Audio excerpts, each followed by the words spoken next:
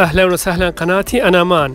إن شاء الله رحلتنا اليوم إلى الجزر الأميرات. ترى اسم جزر الأميرات غريب، ترى بالتركي غير وبالإنجليزي غير وبالعربي غير.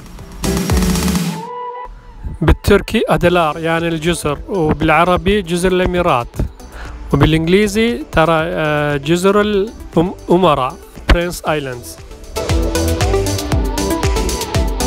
وجزر الأميرات يتكون من 7 الجزر، هو المشهور الرابع بيوك آدا. إن شاء الله اليوم رايحين لبيوك آدا.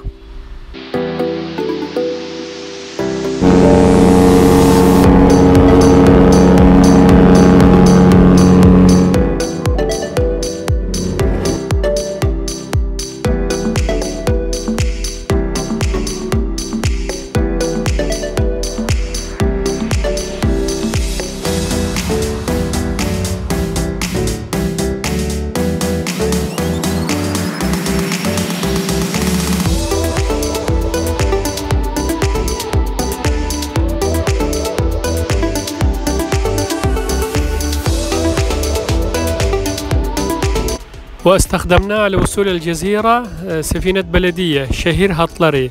إن شاء الله خليكم رابط حق الويب سايت ومشان أوقات الرحلات في الملاحظة.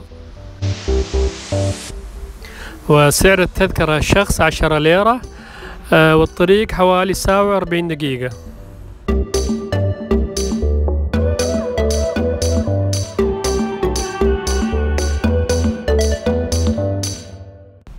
ورحلة سعيدة مقدما، ولا تنسون اشتراك القناة وتفعيل الجرس واللايك.